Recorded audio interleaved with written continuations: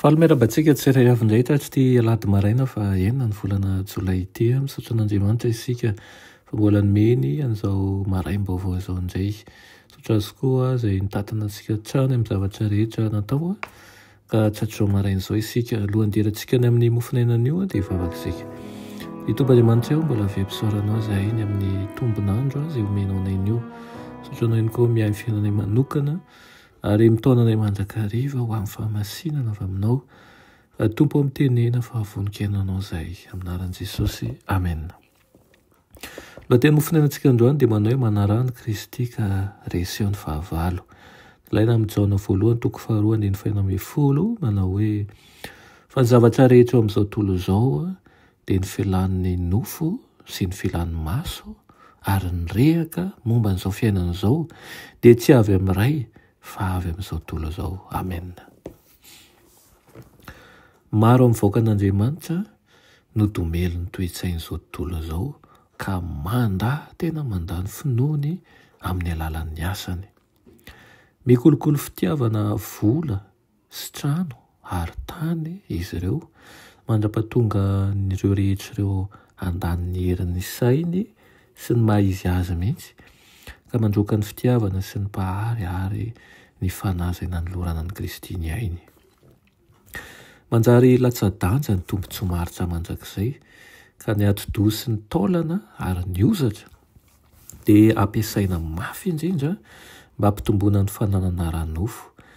Ny fanangonana an'ireo fiahiahiana sy enta-mavesatra rehetra ireo dia manjary fandokana mivantana ny baikon'i Kristy ilay manao hoe aza miary harena ho anareo etỳ an-tany izay manisy kalalao sy arafesina manimba sady misy mangalatra mamitrano sy mangalatra. Adinony manko fa nilaza koa Kristy manao hoe fa miary harena ho anareo any an-danitra. Raha manao an'izany mantsy izy dia hiasa ho an'ny tombotsoany ihany. Tany anefitra no niatrehan'i Kristy ny fakapanahy lehibe indrindra izay saika hamely ny taranak'olombelona. Izy ireny no nifanehitra tamin'ilay fahavalo fetsy, ilay fahavalo kinga nefa naharesy azy. Mahakasika ny fitiavan-komana ny fakapanahy lehibe voalohany, ny fisehosehoana, ny faharoa ary ny fahatelo dia ny fitiavana an'izao tontolo izao. Tonga niaraka tamin'ny voninahitra sy ny harena ary ny fahafinaretan'ny fiainana araka izao tontolo izao Satana ka nampiseho an'ireo tamin'ny fomba mahataona indrindra mba handrenoana sy hamitahana. Norohan'i Kristy anefa io fahavalo fetsy io ka nivoaka mpanjesy izy. Manoloana antsika ny ohatra nasehon'i Kristy.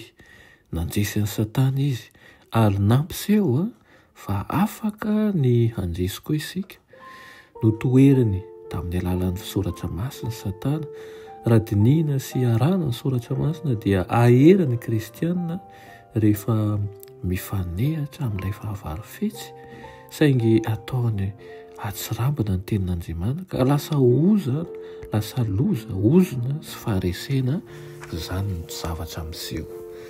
Raha miseho amin'ny fiainanao izany dia akoatsapanao manjakariva fa ny fanananao an'i Kristy no mitondra fandresena ary ny fahaizantsika ny tenin'Andriamanitra no azo antsika mifahatra mandrakariva ny amin'ny fandresen'i Kristy.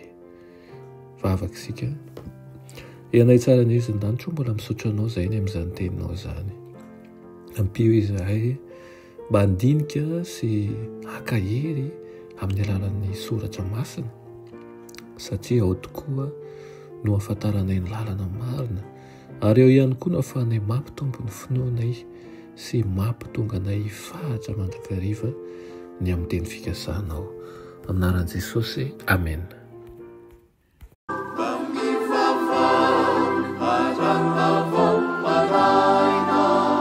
Saruvi